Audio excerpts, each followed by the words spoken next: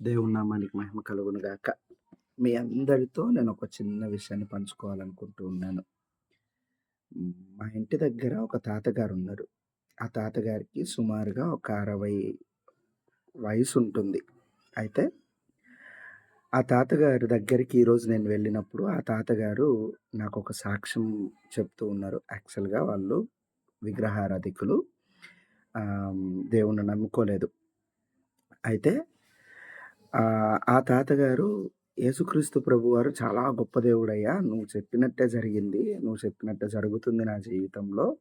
దేవుడు చానా గొప్పవాడు అని సాక్ష్యం ఇస్తూ ఉన్నాడు. ఎందుకు ఆ మాటలు చెప్పాడు అనేది ఒక చిన్న వివరణ ఇస్తాను. జాగ్రత్తగా వినడానికి ప్రయత్నించండి.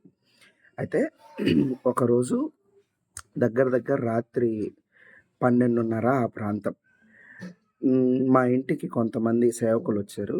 సేవకులొచ్చిన తర్వాత సేవకులకి వంట చేసి పెట్టుకొని తిని మేమందరం మాట్లాడుకుంటూ దేవుని గురించి మాట్లాడుతూ శనివారం రాత్రి అందరం మాట్లాడుకుంటూ దేవుని గురించి డిస్కస్ చేసుకుంటూ ఉన్నాం. సో, చాలా లేట్ అయిపోయింది. దగ్గర దగ్గర 12:30, 1 దాకా అయిపోయింది. అయితే నేను ఎందుకో బయటికొచ్చి అలా తొంగి చూస్తే ఆ తాతగారు చెట్టు కింద కూర్చొనున్నారు. ఆ తాతగారిని గూడా మీకు చూపిస్తాను లాస్ట్‌లో. ఆ తాతగారు చెట్టు కింద కూర్చొనున్నారు. చెట్టు కింద కూర్చొని ఆలోచిస్తా ఉన్నారు. నాకెందుకో దేవుడు ప్రేరేపణ ద్వారా ఆ తాతగారి దగ్గరికెళ్ళి, "తాత ఏమైంది మీకు? ఎందుకు ఈ టైం వరకు ఇట్టుండవే? నువ్వు ఉండవు గదా! ఈ టైం వరకు ఏమైంది?" అని అడిగితే, ఆ తాతగారు పాపం తన మనసులో ఉన్న బాధనంతా వెళ్ళగక్కుతా ఉన్నారు. "అయ్యా! నా కూతురు జీవితం సరిగ్గా లేదు. చేసుకున్నవాడు సరిగ్గా లేడు. చానా ఇబ్బంది పడతా ఉంది" అని చెప్పి తన కష్టాన్నంతా చెప్పుకున్నారు. చెప్పుకున్న తర్వాత నాకు ప్రేరేపణ కలిగించి దేవుడి గురించి చెప్పడం ప్రారంభించాను. యేసుక్రీస్తు ప్రభువారి గురించి చెప్పడం ప్రారంభించాను. తాత సరే నువ్వు ఇంతకాలం ఎంతో మందిని నమ్ముకొని ఏమేమో అడిగింటావు గదా! ఎన్నో మొక్కులు మొక్కింటావు గదా! అయితే నేను ఒకాయన గురించి చెప్తా తాత.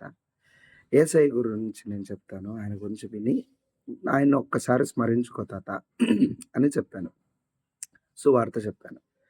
సువార్త చెప్పిన తర్వాత ఆ తాతగారు సరే నాయనా అన్నాడు. నేను కూడా దాని తర్వాత పెద్ద పట్టించుకోలేదు. ఎందుకనంటే ఎన్నో ఏండ్ల నుంచి అన్య మతాలలో, అన్ని ఆచారాలలో ఉన్న వ్యక్తులు మారతారు అనేది మనం వింటా ఉన్నాం గానీ, నా జీవితంలో ఇది జరిగింది మొదటిసారి. అయితే అది చెప్పిన తర్వాత నేను నా ఇంటికొచ్చాను, పడుకున్నాను, అయిపోయింది. ఇది జరిగి దగ్గర దగ్గర 2 నెలలు అవుతా ఉంది. 2 నెలల తర్వాత నేను ఈరోజు ఒక పాలు వేసే పావును ఇవ్వడానికి నేనెళ్ళాను. ఎళ్తే ఎళ్ళిన తర్వాత ఆ తాతగారు నన్ను పిలిచి మరీ చెప్తా ఉన్నారు. వాళ్ళ ఇంటికి పిలిచి మరీ చెప్తా ఉన్నారు. ఏమనంటే, "అయ్యా! నువ్వు ఆ రోజు చెప్పిన దేవుడు చాలా గొప్పోడయ్యా" అనన్నాడు. "ఏం తాత ఏమైంది?" అనన్నాను. "నువ్వు ఆ రోజు యేసుప్రభు గురించి చెప్పినవు. నా మనసులో ఎందుకో ఆలోచనొచ్చి నేను ఆయన్ని తలుచుకోవడం ప్రారంభించాను. ఆయనను ప్రభువా నువ్వు గొప్ప దేవుడంట.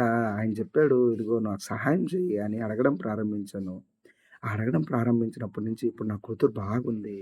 చక్కగా ఉంది నా కూతురు అని సాక్ష్యం జెప్పాడు. నిజంగా ఈ మాట విన్నప్పుడు నాకెంత సంతోషమైందో.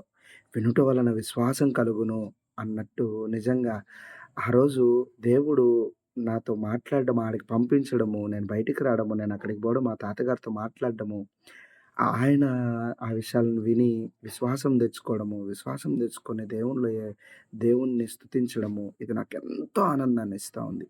ఈరోజు ఆగస్టు 19వ తారీఖు. ఎంత ఆనందంగా ఉందో 2026 ఆగస్టు 19వ తారీఖు. నిజంగా నేను మీకు ఆ తాతగారి ఇంటిని లాస్ట్‌లో చూపిస్తానన్నాను గదా! చూపిస్తాను. చూడండి. అక్కడ పడుకొనున్నాడే ఆ తాతగారే. ఈ బండ దగ్గర కూర్చొనుందే ఆ ప్లేస్‌లో తాతగారున్నారు. చూసారు గదా! అందుకే దేవుని వాక్యాన్ని చెప్పడానికి, ఆయన గురించి మాట్లాడడానికి సిగ్గుపడగాకండి. పడగాకండి.